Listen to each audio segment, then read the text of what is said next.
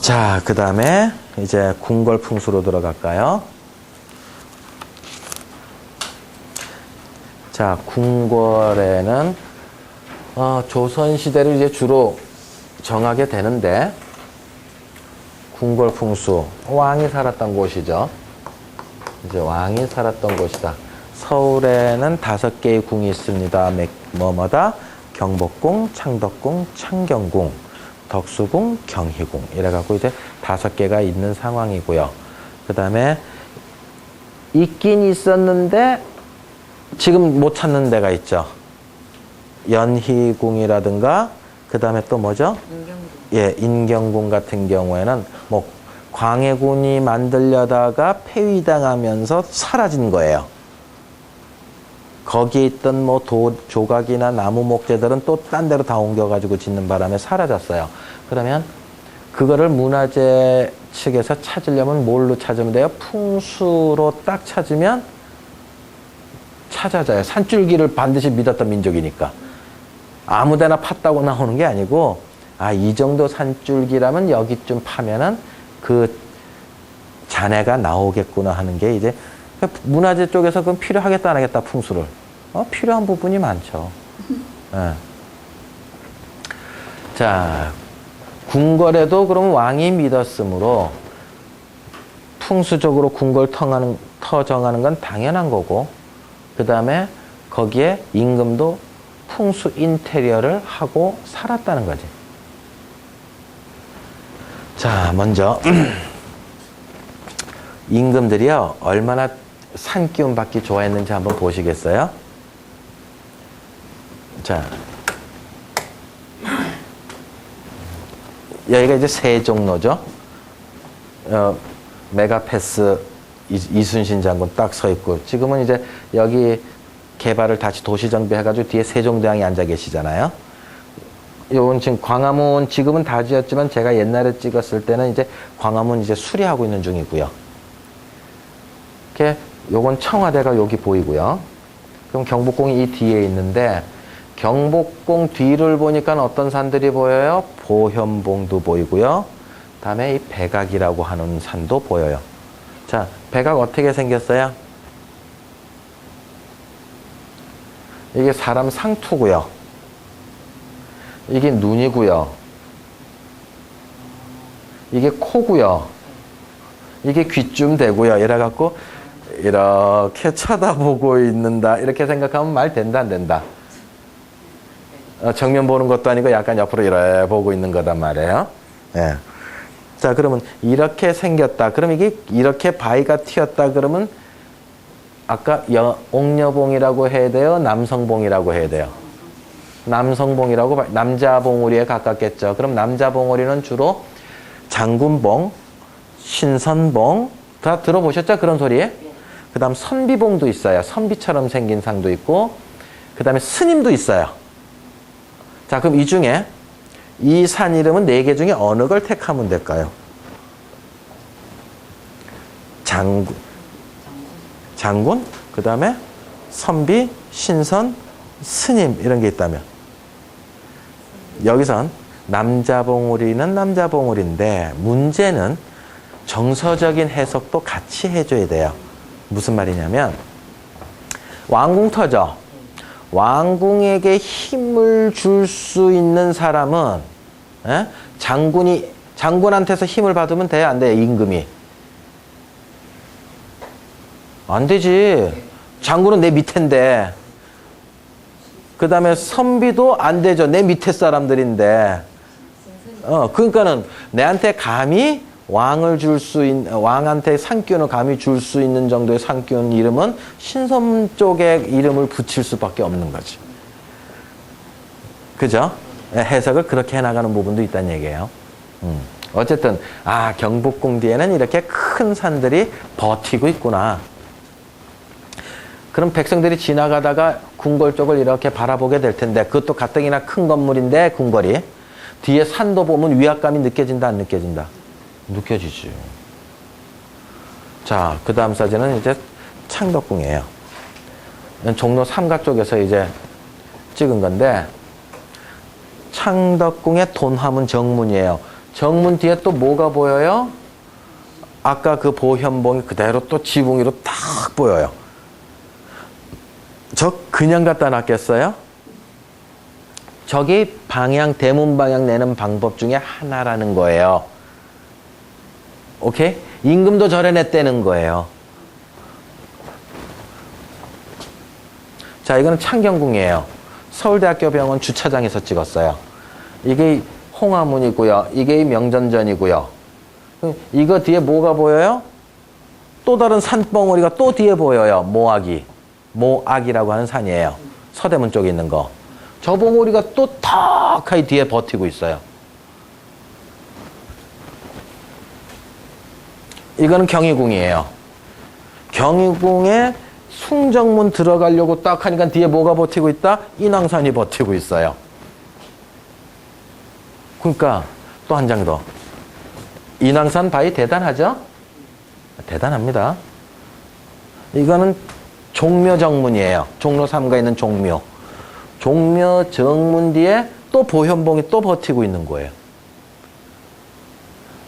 물론 정치적으로 백성들한테 위압감을 주고 권위를 세우기 위해서 저렇게 대문을 냈을 수도 있지만, 예?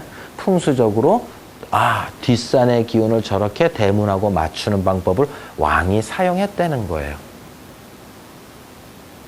그럼 우리도 나중에 전원주택이라든가 공장터를 지을 때라든가 이런 것들을 우리가 활용해야 될 때 써먹을 수 있다 없다. 왕이 했는데 왕이 했다면은 민초들이 한 것보단 맞을 거 아니에요.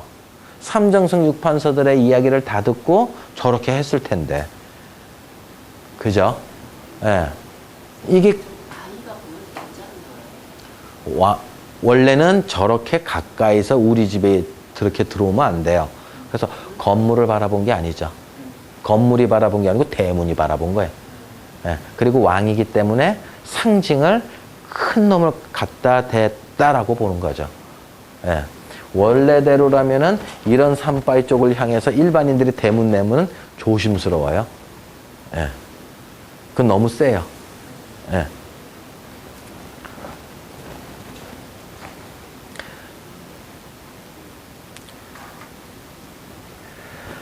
자, 그 다음에 이제 경복궁은 이제 경복궁에 대한 안내도인데요. 요쪽이 남쪽이에요. 이게 광화문이고요. 그 다음에 광화문을 들어가면은 이게 흥례문이고, 그 다음 근정문이고, 근정전이고, 그 다음에 여기 그 사정전이고, 강령전이고, 교태전이에요. 요거를 이제 구중궁궐, 왕비가 사는 곳을 이제 구중궁궐이라고 하는데, 여기가 남쪽, 그럼 여긴 어디요? 동쪽. 이쪽이 이제 서쪽. 예, 산기운은 이제 이 뒤에서 오죠. 자, 근데 재밌는 게요. 여기 이제 숲이 많죠. 그죠? 이거 뒤에는 향원정을 만들어 놨단 말이에요. 경회루가 여기 있고 향원정이 여기 있어요. 산기운이 뒤에서 이쪽에서 들어온다고 한다면 감히 연못을 팔 수 있었다 없었다? 우리 민족은 절대로 산기운을 끊어먹는 민족이 아니거든요. 산기운이 옆에서 들어오기, 이쪽에서 들어오기 때문에 산기운을 안 건드리는 범위 내에다가 향원정을 만들 수 있었어요. 그럼 산기운이 어디서 들어와요? 이쪽에서 들어온단 말입니다. 이쪽에서 어디로요? 이러고 사이드로 들어와요. 여기서 이렇게 들어올 때 잘 보면요. 요 부분만큼은 집이 없어. 보이세요? 특히 이 부분은 단만 쳐놨어요. 단만 두 개가 있어. 다시 말해서 함부로 땅기운 들어오는 곳이니까 함부로 땅 밟지 말란 얘기예요. 집도 안 얹어 놓은 거예요. 우리 민족은 땅기운을 믿다 보니까 이렇게 딱 들어오는 길목으로 집을 안 얹어 놨어. 궁궐에서조차도. 그럼 우리가 그거 있지 않습니까? 나중에 또 말씀드리기도 하겠지만, 자, 이쪽이 높은 지대고요. 이쪽이 낮은 지대예요. 그럼 집이 이렇게 있다면, 뭐 300평짜리 집이 이렇게 이제 대지가 있다면, 우리는 어떻게 짓겠어요? 집 건축물을 얹겠다면 이쪽에 1번, 이쪽에 2번, 이쪽에 3번 어떻게 짓겠어요? 어디를 마당으로 쓰고 어디를 건축물을 올리겠어요? 우리는 1번에다가 건축물을 올리고 2번, 3번을 마당으로 쓸 가능성이 많잖아요. 근데 우리가 전통 가옥 양반집들을 다들 가보면요. 웬만해서는 3번 쪽에다가 집을 짓거나 뭐 2.5 정도 주로 앞에다가 집을 지어놓고 뒷마당을 비워놔요. 요번에 이제 풍수 배우시고 한번 이렇게 관광을 돌아다녀 보세요. 그럼 전통 가옥들이 뒷마당이 이 앞집 터 이상만큼 넓은 집들이 많아요. 이거는 현대적인 상황에서 효용성을 앞으로 따진 거고요. 우리 민족은 앞에다가 건물을 둔 이유 중에 하나가 뒷산줄기 함부로 남이 못 밟게 하려고 뒷마당까지 사들여가지고 뒷마당을 딱 보호하고 텃밭으로만 사용하는 거예요.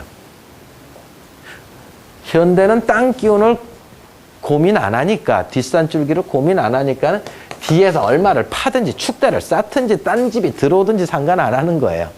앞마당만 있으면 그만이라. 옛날 사람들이 저 사대부 삼정승 육판서들 똑똑한 사람이라 제가 그랬잖아요. 그럼 삼정승 육판서들이 앞에 땅 갖기 싫어가지고 앞으로 내놓은 건 아닐 거다. 뒷땅이 땅 기운이 훼손한다 하려고 만들었다는 거죠. 그럼 우리가 전원주택을 지을 때나 공장을 지을 때 뒷산줄기가 좋다면 그 뒷부분은 아깝지만 그대로 보존 좀 해주고, 전원주택이라면 최소한 50평 이상은 보존 좀 해주고, 그리고 조금 끌어서 앞으로 내서 지으면 된다는 얘기예요.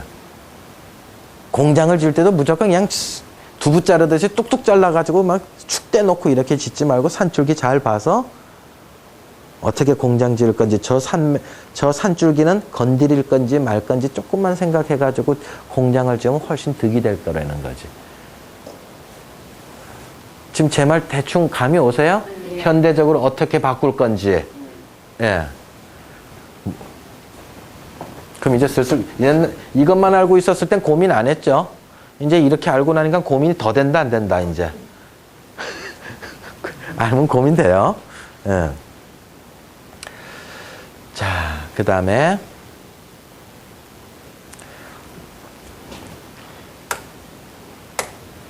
여기 같은 경우는 이제 동궐도라고 하는 그림이에요. 이제 궁중 화가들이 이제 이거를 쭉 했는데, 이제 뒤에 이제 산들이 쭉 있고요. 이제 백악산들이 있고 그런데 여기가 창덕궁의 인정전이에요. 창덕궁의 인정전. 요건 어디를 바라보고 있어요? 경복궁과 마찬가지로 남향하고 있어요. 근데 산줄기 하나가 이쪽으로 딱 왔었을 때 여기에 요게 명전전이거든요. 산줄기가 이것 따라서 나무 있죠, 나무. 여기까지 올 때 나무 따라서 와요. 나무 따라서 오다가 여기까지 이제 이게 명전전인데, 명전전은 동향을 하고 있어요. 딴 것들은 다 남향하고 있는데 창경궁만 동향하고 있어요. 저게 뭐 때문에 그러냐면, 옛날에 그런 말이 항상 있거든요. 군주는 남면하라.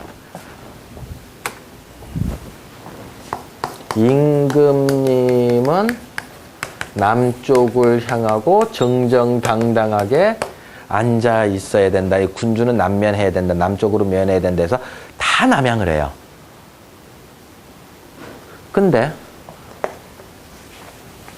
창경궁만큼은 할 수 없이 물줄기 때문에, 우리 배산임수 들어보셨어요? 네.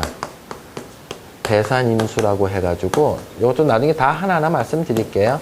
뒤에는 산이 있어야 되고 앞에는 이제 물이 흘러가야 된다는 논리인데, 이 배산임수 원칙을 지키려고 하니까 할 수 없이 동향이 된 거예요.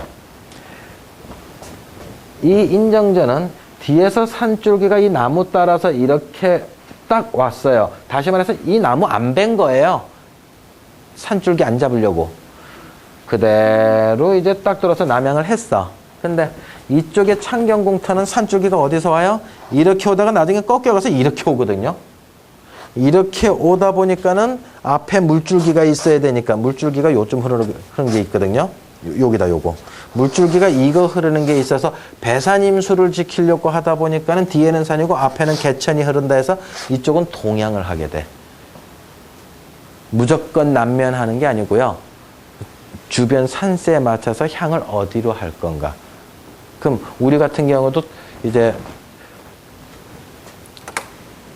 무조건 남향, 무조건 동향, 이제 그런 부분에서도 이제 우리가 조심스럽게 풍수적인 관점을 들이대 볼 수 있다. 헷갈리세요? 아직은 괜찮죠, 그죠? 예.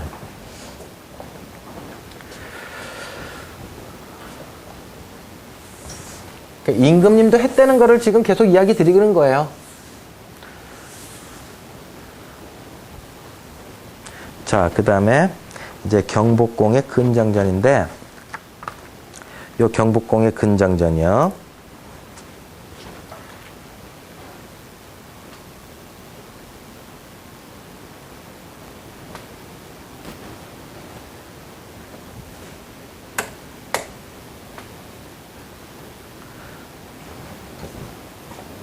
자, 여기가 이제 임금님이 쫙 요 위에 올라가 있으면 밑에 신하들이 이제 쫙 쓰죠.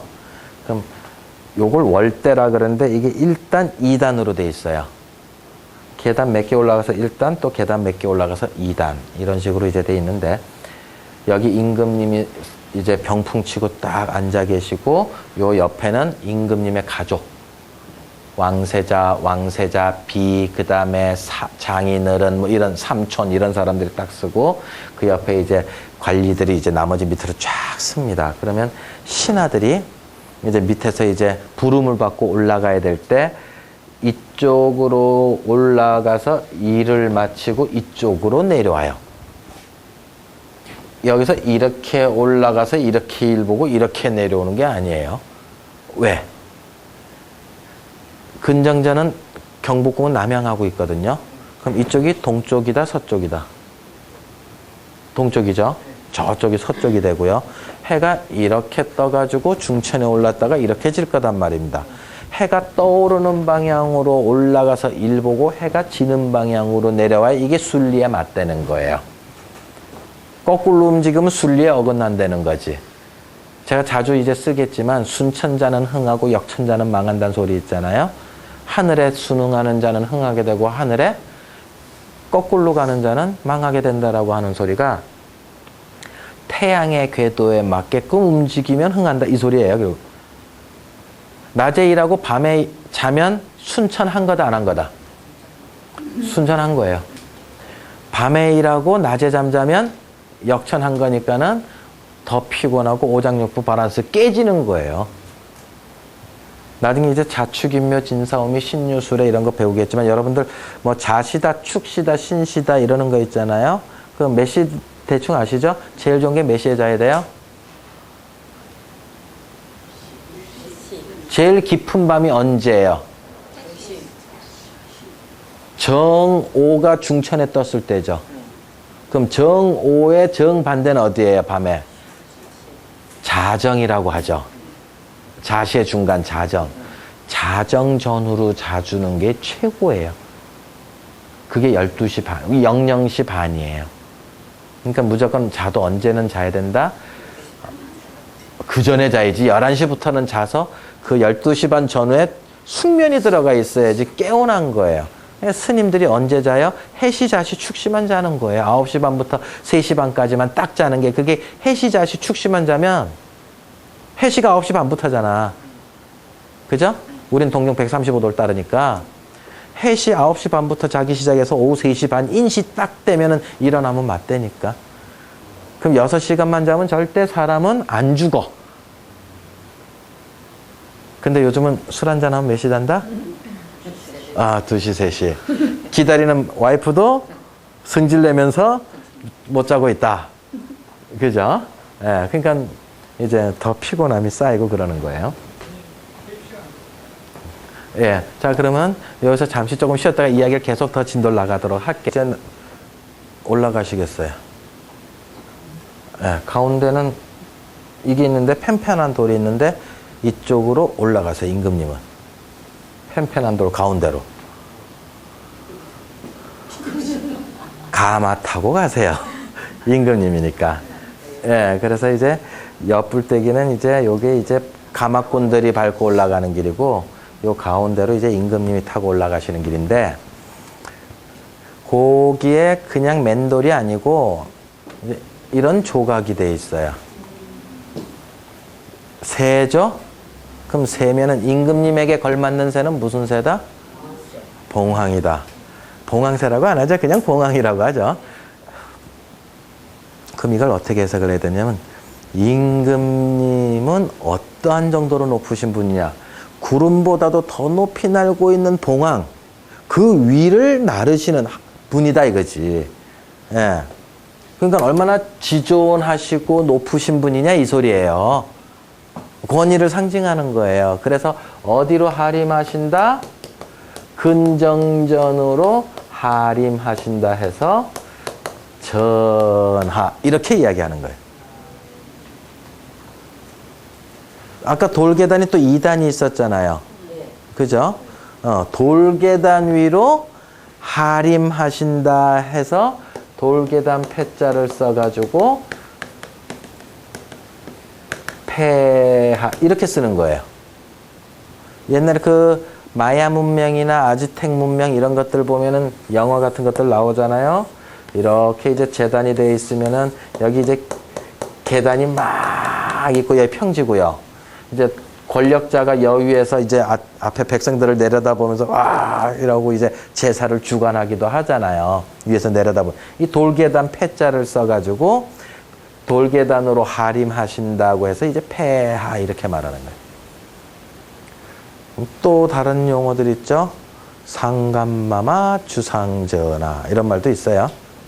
예. 자 그러면 우리가 검사 판사가 고시패스가지고 검사 판사 되면 나이가 젊더라도 우리 뭐라 그래요? 명령을 감독한다 해서 영감이라고 해요. 명령을 감독한다. 예. 근데 이 5급 공무원, 4급 공무원을 옛날에 과거급제하면 종6품부터 시작을 하거든요. 종6품부터 해서 이제 쫙 정1품까지 올라가는데 이 팀들을 관리하는 사람이 누구다? 당상관 이상 대감이라고 이야기를 해요. 이거 쓰신 분들 있잖아요. 예. 그럼 그 당상관 이상들의 정삼품 이상들을 또 관리하는 사람이 누구예요? 임금님이다 이거지. 상감이다 이거지. 근데 왕인데 보통은 아버지가 죽고 나야 아들이 왕이 돼서 일반적으로 왕이 한 명일 때가 있는데 간혹 가다가 미리 왕위를 물려주죠. 태조 이성계 같은 경우에는 둘째 아들 정종한테 물려주잖아요. 그러면서 자기는 뭐가 돼요? 상왕이 되잖아요. 그죠? 근데 정종이 자기 다섯째 동생 정안대군, 태종 이방원이요. 이방원이한테 딱 물려주니까 정종이 상왕이 되고 이성계는 살아있으니까 뭐가 돼요? 태상왕이 되잖아요. 그러니까 이놈의 상자가 여러 명이 들어가니까 그 중에 누구 명령을 받아야 될지 헷갈린단 말이에요. 신하들이. 그랬을 때 주된 현재 왕을 뭐라 그런다? 주상이라고 이야기를 한다. 예.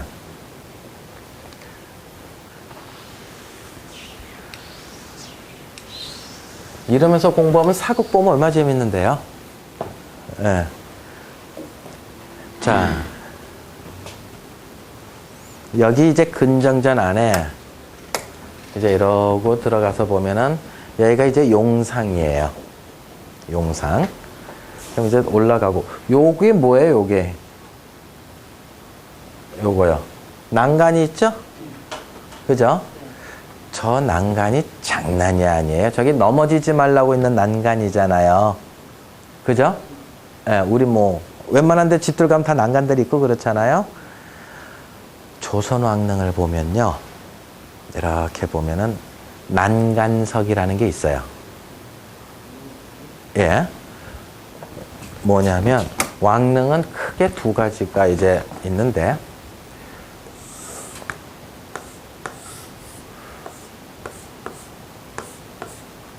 요렇게 해가지고 볼록하게 이제 올린 거 있죠?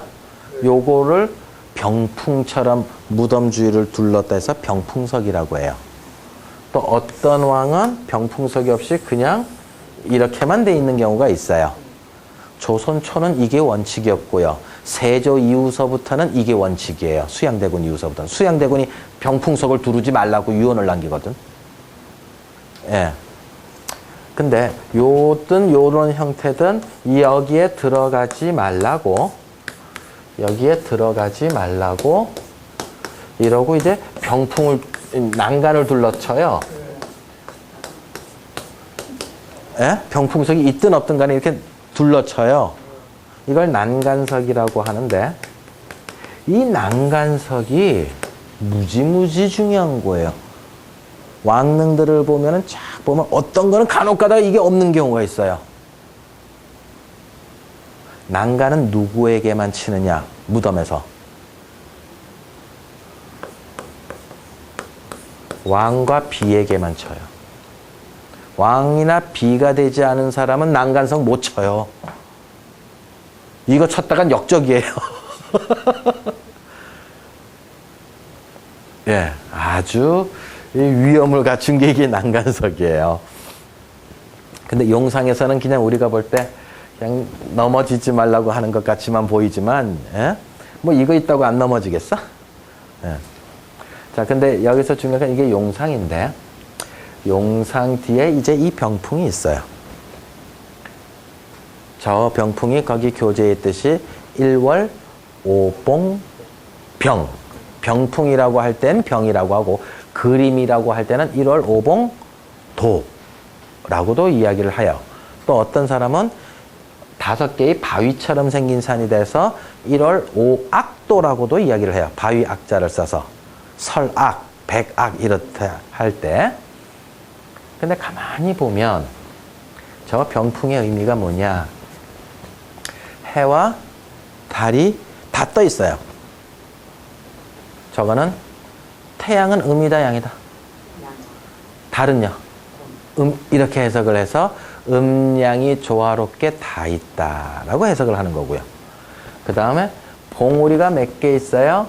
5개가 있어서 음양 오행할 때 오행의 기운을 다 가지고 있는 조화로운 산이고, 그 중에서 우리 임금님께서 앉아 계시는 이 용상은 가장 가운데에 있으며 가장 힘센 산 기운을 받고 있는 센터에 있는데, 그게 주변에 여기 바위 혹시 보이세요? 이쪽에 바위요. 이 바위는 산줄기를 의미하거든요. 그래서 주변이 나무로 산줄기가 있으면서 나무들이 키워졌다는 건 장풍이 잘 됐다는 소리고요. 바람이 잘 부드럽게 들어오게끔 만들어졌다는 소리고, 요게 좀 가려서 안 보이는데 요 뒤에 하얀 거 보이세요? 요 다른 사진. 근정전 뒤에가 사정전이라고 하는 임금님 편전이 있는데 거기도 1월 5봉도가 있어요. 요게 사정전 거예요. 이게 그럼 해와 달 똑같이 있고 봉우리 5개 있고 여기 산이 있고 나무 있고 산이 있고 나무 있고 물이 이렇게 흘러 들어가므로 우리 임금님이 앉으시는 곳은 저 병풍을 침으로 해서 명당이 된다는 거예요. 이게 경복궁에 지금 근정전 사정전에 있고요. 그 다음에 창덕궁에 인정전하고 선정전에도 저 그림이 있고요. 그 다음에 창경궁에 가면은 명전전하고 문정전에도 저 그림이 다 있어. 수원 행궁에 가도 있어요. 수원 화성에 가면. 임금님이 앉는 곳은 저거 딱 피고 앉는 거예요. 꼭 명당자리를 만들어줘서 앉는 거예요. 임금님이 저 정도로 풍수를 맹신했다는 거지. 나중에 경복궁 공부하다 보면요. 경복궁에 풍수 셌어요, 그냥. 네, 제가 서울 팀들 데리고 답사를 이제 경복궁을 가면 3시간을 풍수 공부만 하고 돌아다닌다니까, 경복궁 안에서. 그래도 이야기할 게 많아요. 가이드들은 역사 이야기하지만 저는 이제 역사 플러스 풍수 이야기까지 하기 바쁜 거예요, 3시간 동안. 그래서 제가 이거를 8년 전에 이제 또 강의를 했더니 어떤 분이 한 보름 지났나, 한 달 지났나, 선생님, 저 우리 집에 1월 오봉도 갖다 놨어요. 그러더라고요. 어떻게 해요? 그랬더니, 어쨌든 자료 구해가지고 프린트 뽑아가지고, 그분 기금속을 하셨어요. 돈이 좀 있으셨어요. 300 들여가지고 자개로 1월 오봉도를 만드신 거예요. 나전칠기 자개로. 그래서 소파 뒤에 딱 갖다 놓으니까 정말 좋더라고 이러고 이제 자랑을 한번 하시는데 제가 그때 뭐라고 대답을 했느냐면 그거 가정용이 아니고 사무실용인데요. 돈까지 들여가지고 그랬는데 갑자기 사무실용이라니까 왜 그러냐고 또 묻는 거예요. 당연히 묻겠지. 그래서 제가 뭐라고 답을 했느냐면 저는 논리보다도 항상 앞서는 게 저는 현장입니다. 논리가 맞다고 해서 풍수가 다 맞진 않더라.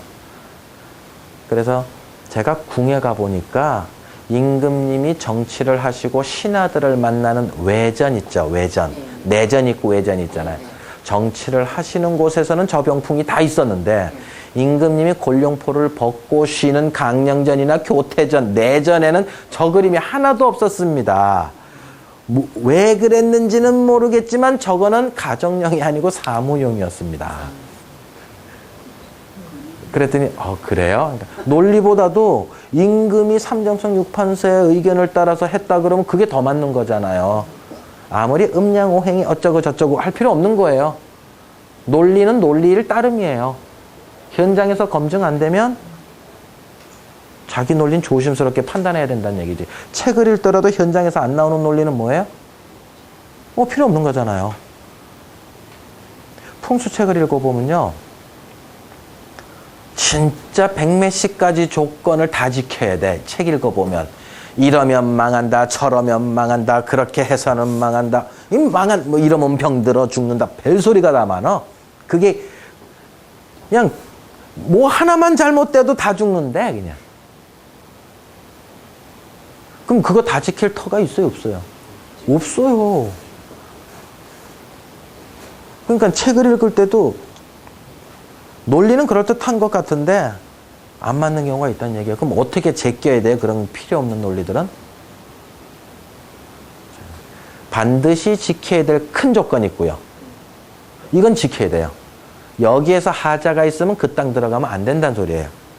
그 다음에 두 번째로 중간 조건이 있어요. 큰 조건은 됐는데 그럼 일단 들어가. 중간 조건이 근데 하자가 있다 그러면은 요건 고쳐서 쓸 생각을 해라. 이거 맞추기도 힘든데 요거 세네 가지만 맞추기도 힘든데 이것까지도 다 맞추려고 그러면은 없어요. 이건 고쳐서 쓸 생각을 하고 나머지 그냥 숱하게 많은 작은 조건들은 무시해야 돼요. 그래야 터가 정해지고 집이 정해져요. 이것까지 다 풍수책에 중요하고 안 지키면 큰일 난다라고 이야기를 하고 있으니 우리 입장에서 그러니까 풍수사 입장에서는 구라치긴 좋다 안 좋다. 조그만 것 갖고 망했다 하면 되니까. 별거 아닌 것 같고. 그래서 이 책을 읽을 때도 논리가 맞다고 해서 내가 무조건 다 믿을 건 아니구나 생각을 하면서 명당을 다니면서 우리 문화재 명당에서 사용됐던 논리들은 인정을 하고요. 우리 문화재에서 밝혀지지 않은 작은 내용들은 제가 과감하게 무시하는 스타일이에요. 그러면서 이제 이론을 정립한 게 제 공부 방법이거든요. 제 말 이해되세요? 네. 나중에 풍수책 한번 읽어보세요. 진짜 작은 조건 갖고 망했다 그러는데 사람 돈 되니까요. 그래서 저랑 같이 공부하면서 큰 조건이 뭔지 느끼고 중간 조건, 고쳐서 쓸만한 조건이 뭔지 느끼고 작은 조건은 과감하게 버릴 수 있는 그 줄기만 세워도 풍수책 읽을 때 너무 수월하고요. 현장에서 적용하실 때 쉬워져요. 오케이? 예.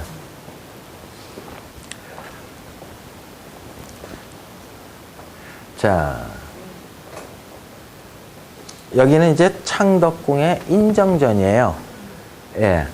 어떻게 보면 경복궁보다도 인정전에서 왕이 더 노릇을 많이 했어요. 왕 노릇을 많이 했어요.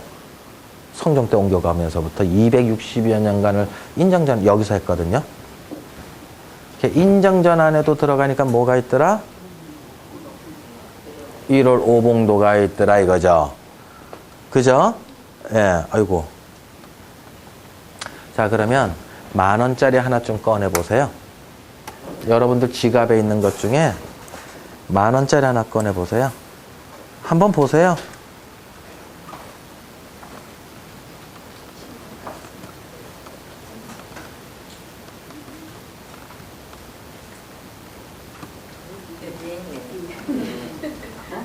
찾으셨어요?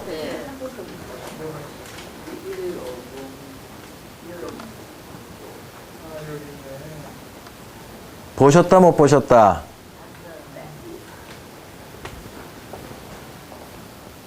보셨죠? 자, 우리 거짓말하지 않깁니다. 오늘 그 1월 오봉도 처음 10,000원짜리에서 봤다 손.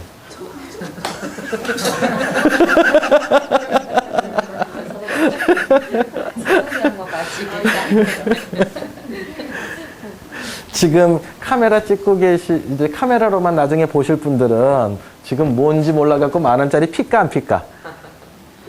필겠죠. 우리가 지금 막 재밌게 웃었으니까. 예. 그래도 10,000원짜리 좀 보여줘야 되지 않을까요? 그분들한테. 여기 1월 오봉도가 딱 있잖아. 그죠? 예. 제가 이제 바깥에 강의를 다니면서 이야기를 좀 자주 해줘요. 그러면 이제 깔깔깔깔깔깔 웃어. 여러분들하고 똑같이 웃어. 어째 이거를 매일 넣고 다니면서 이렇게 못 보고 살았나. 예. 예? 그래, 세종대왕만 보죠. 이게 혹시나 돈을 낼 때 50,000원짜리 나가지 않나 싶어가지고. 아, 옛날엔 진짜 고민을 안 했는데 10,000원짜리 나갈 때 색깔도 달라가지고 요즘엔 50,000원짜리가 아참은 나갈란가 싶어가지고 좀 신경 쓰이죠? 예. 자, 여기는 이제 연결지어서 볼게요. 여기 경복궁을 이제 위에서 내려다 본 거거든요. 예. 그럼 경복궁을 이제 얘가 광화문이고요. 이제 이거 인공위성지도 있잖아요. 인터넷 들어가면. 예, 구글이든 안 그럼 다음이든 네이버든 들어가면 지도 치면 이게 나오잖아요. 이 광화문이고 안으로 들어가서 흥례문이고 근정문이고 근정전이고 이쪽 경회로고 향원전이고 산줄기 아까 옆에서 이렇게 왔잖아요. 그죠? 예, 뒤에 산줄기가 그대로 연결돼 있어요. 이게 바로 산이단 말이에요.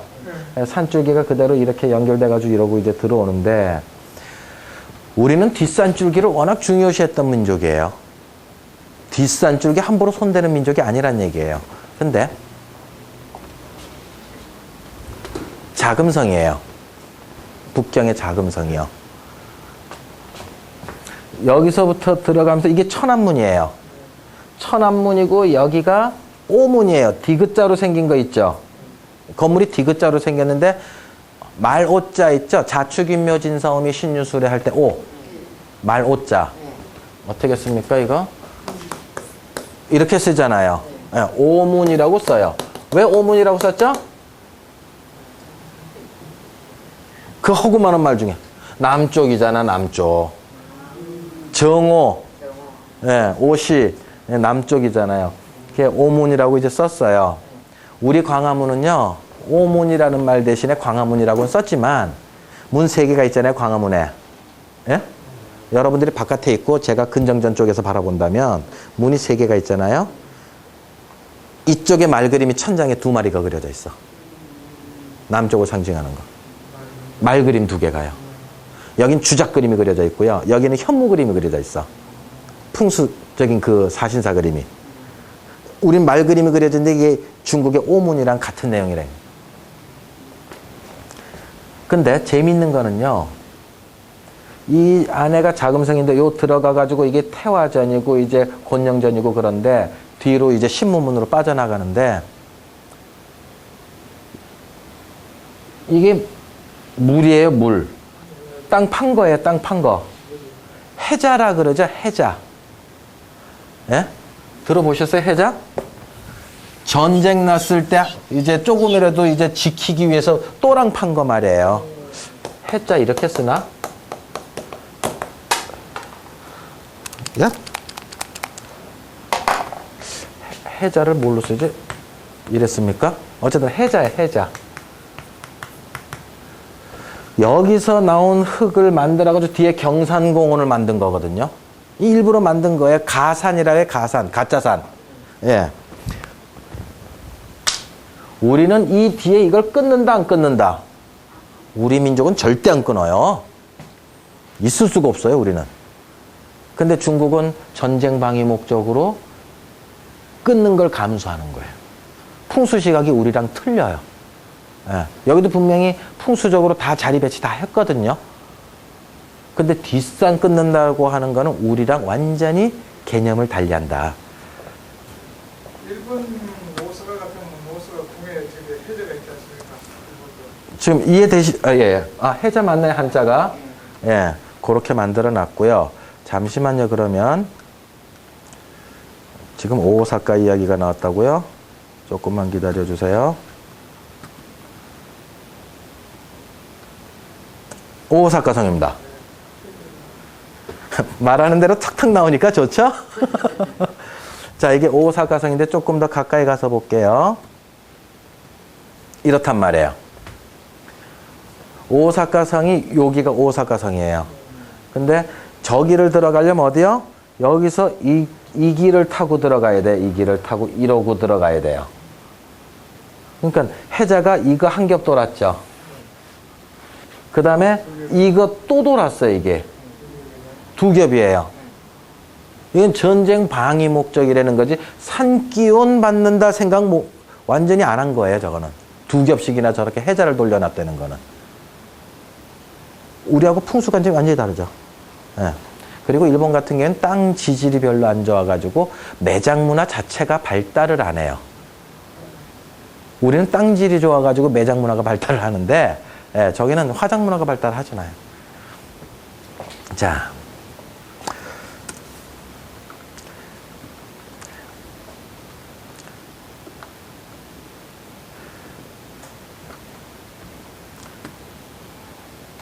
다시 자금성으로 와서요. 자, 이 자금성을 보면은 이게 태화전이거든요. 그러면 여기 이제 만조백관이 쫙 쓴단 말이에요.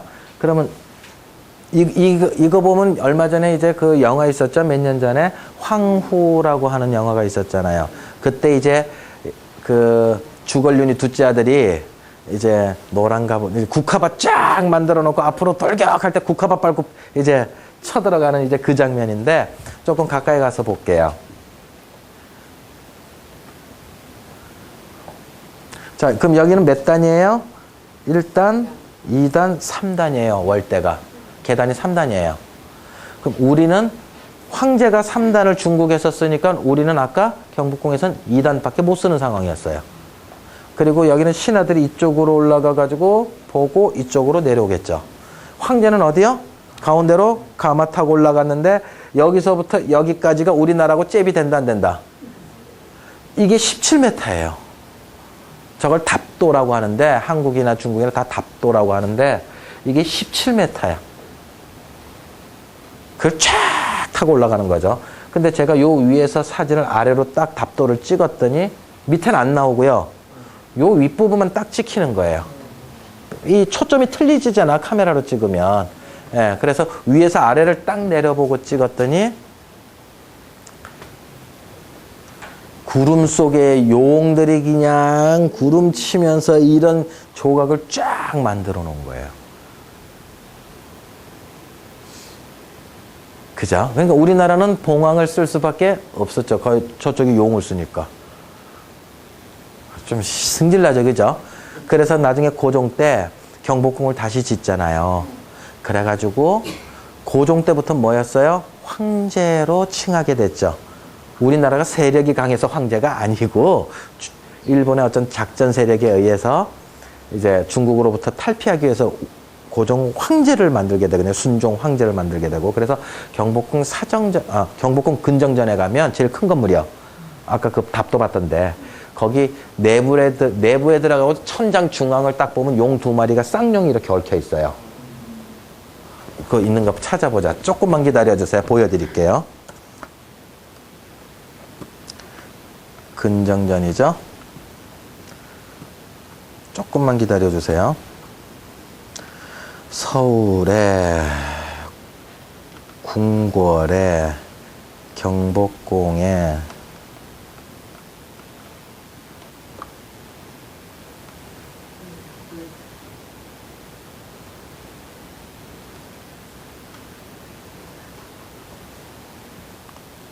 왜 안 보이지?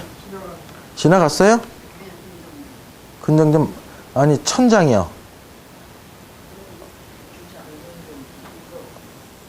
이거 있다. 그 쌍용이 천정에,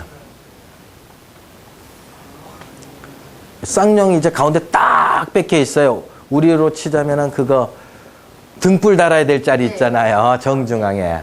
거기에 딱 보면은 여기서 뭘 봐야 되느냐면 발톱을 한번 보세요. 발톱 잘 보이세요?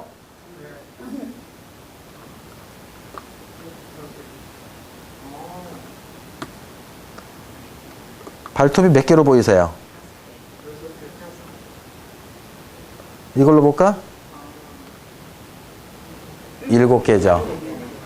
저거를 발톱을 7개를 갖고 있다고 해서 7칠자의 발톱 조자 또는 손톱 조자로 해서 칠조룡이라고 해요.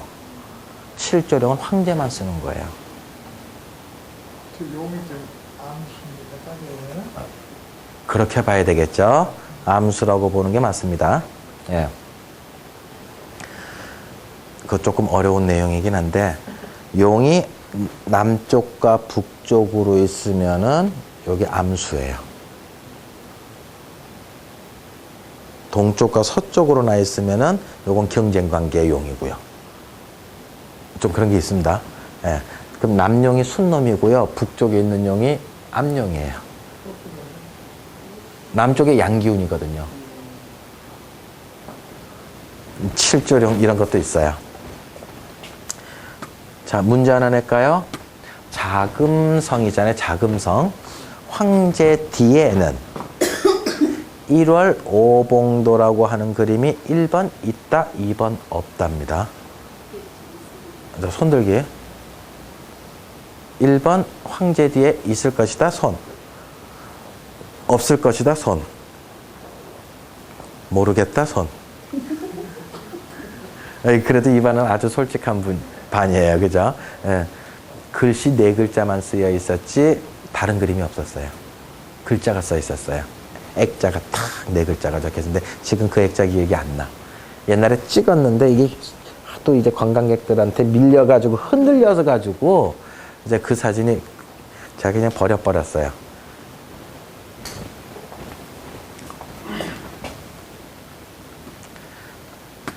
자, 그 다음에 불국사를 이야기하려니까 불국사는 시간이 좀 많이 걸리는데 여기서 다 해결을 못 하거든요.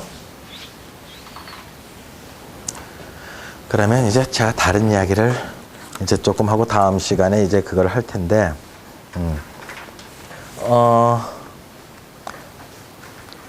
오히려 서원풍수를 조금 해드리고 요걸 조금 바꿀게요. 예, 서원풍수를 하고